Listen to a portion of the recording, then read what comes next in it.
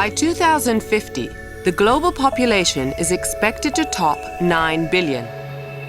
So we are faced with the challenge of growing more food while conserving our natural resources. And this entails a new sustainable approach to food production and consumption all over the world. We can no longer afford to ignore the interdependencies between natural resources, the environment, hunger and malnutrition. The future we want will not materialize as long as hunger and malnutrition persist.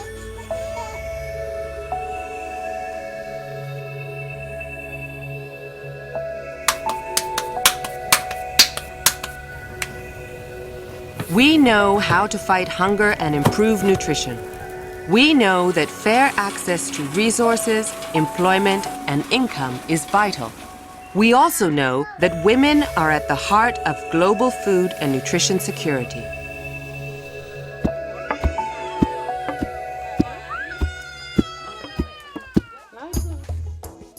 Bioversity International is working with farmers and women's groups in Kenya to increase the sustainable production and consumption of traditional leafy greens. Vegetables like nightshade, amaranth, or cowpea were once a key part of people's diets and culture, but they were replaced by non-traditional crops like cabbage and kale, which are less nutritious and less suited to local climate and soils. But attitudes are changing, and now demand has increased. Hapo mwanzoni watu walikuwa wanafikiri tuseme kwa mfano. At first, people didn't know you could eat plants like nightshade and amaranth. But when biodiversity came, they told us how nutritious these plants are. So now people have started planting them. Agriculture impacts more of the world's surface than any other human activity and has a critical bearing on the natural environment. A new green approach can prevent deforestation and land degradation, improve water use efficiency, strengthen ecosystem resilience, and reduce the adverse effects of agriculture on the climate. Climate-smart agriculture addresses food security and adaptation to climate change, as well as the need to reduce emissions and decrease sequestration in agricultural systems.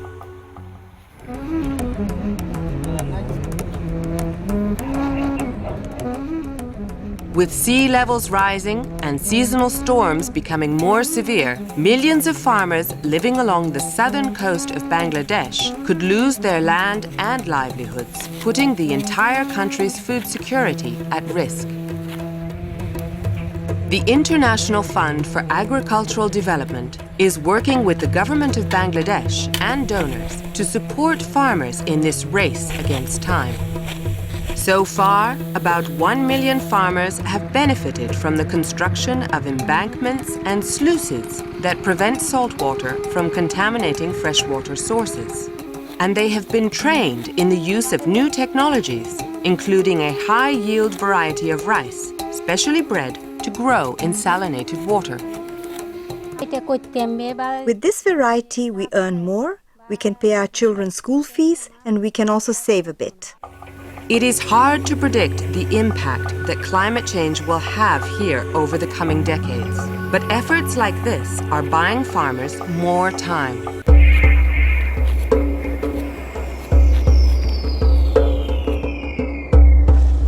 A world with healthy people and healthy ecosystems requires a change in the way that people interact with the environment.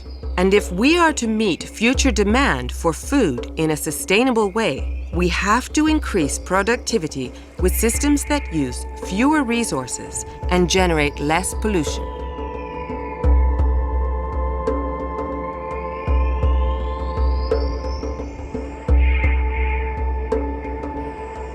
At this Food and Agriculture Organization field school, farmers are learning how the use of seeds, fertilizers, and pesticides can complement rather than contradict the biological processes. Excessive use of chemical pesticide has left water sources contaminated and dangerous for human and animal health. But a proper use of natural pesticides, made with locally available plants, is really making a difference. Chemical pesticides made more work and damaged a lot of my crop. With the new pesticide, you just apply it, there's no extra work, and you can sell all you produce. I have seen the benefits for me and my family. Thanks to a new approach and training in marketing, diversified production, food safety and quality, farmers have increased their yields and are getting better prices for their produce. And the IPPM project is boosting productivity and livelihoods while protecting the environment in 7 countries across West Africa.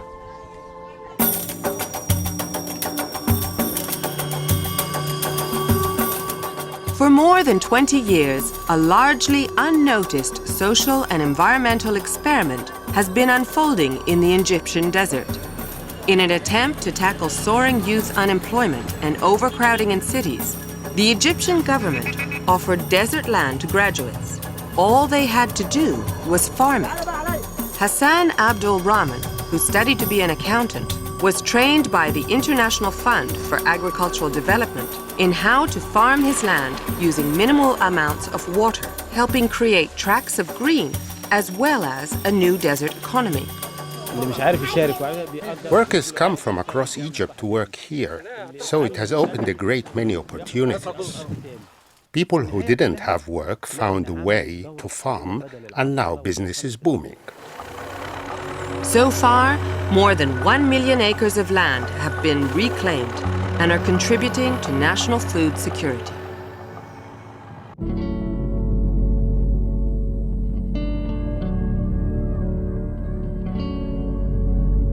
Turkana is one of the hottest and driest parts of Kenya. But sorghum crops are flourishing thanks to a water conservation project designed to trap what little water there is.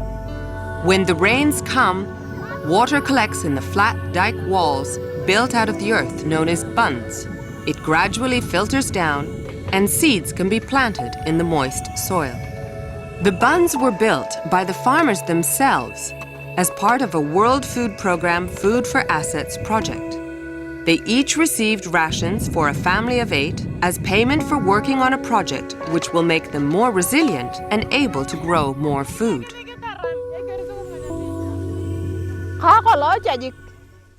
Before we built the bund, we were really having trouble getting enough food.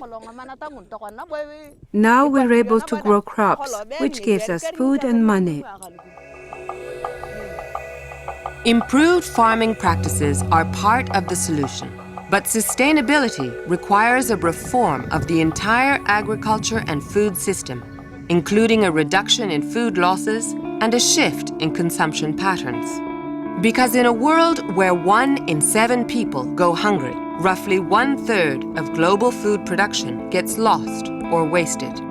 Consumers in rich countries throw out 222 million tons of food every year. That is almost as much as the entire net food production of sub-Saharan Africa. In low-income countries, food is lost mostly during the early and middle stages of the food supply chain, frequently due to infrastructure problems like a lack of storage facilities. Along with the food that nobody eats, we also lose the water, soil, and other resources that were used to grow it.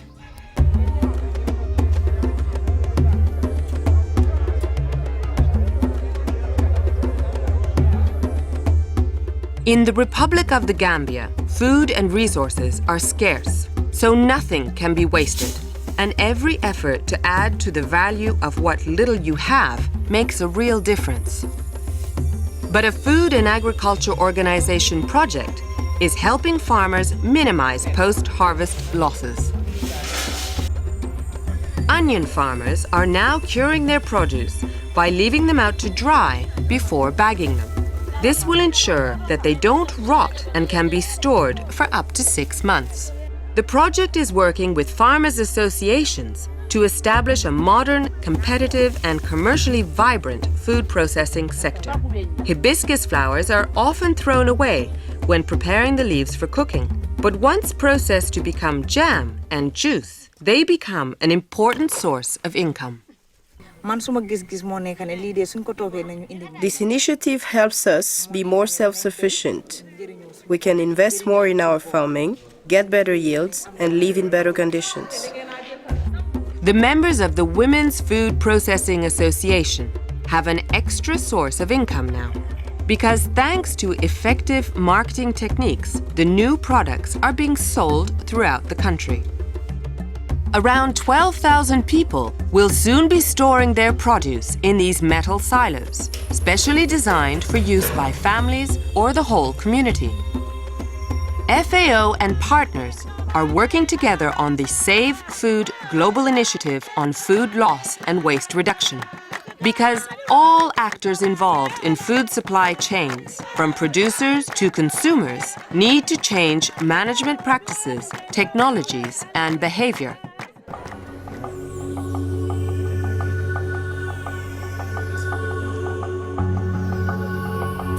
More inclusive and effective governance for agricultural and food systems is essential, and the transition to a sustainable future must entail an equitable sharing of costs and benefits.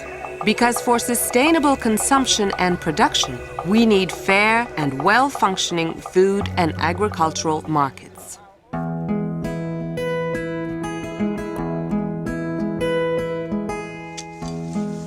Small farmers in El Salvador can invest in their own production through a pilot initiative that uses the World Food Programme's demand for staple foods to develop local markets. The Purchase for Progress program, known as P4P, addresses the root causes of hunger and food insecurity by helping farmers produce more, better quality food, sell their crops at a fair price, and boost their incomes. And P4P promotes high-quality standards, the strengthening of farmers' associations, and greater involvement of women. Ahora en mi hogar se respeta mi palabra. Now, in my house, my views count, because I am contributing to the family income. It has helped me a lot, because it has shown me that as a woman, I am worth a lot. I am not ashamed of being a farmer, on the contrary, I am proud. Food and nutrition safety nets, such as school meal programs, resilience-building projects, and cash and food for work programs, are vital to enable the most vulnerable people to escape poverty. Social protection frameworks and policies are needed to address short-term needs and promote longer-term growth. And of fundamental importance are policies to protect the environment.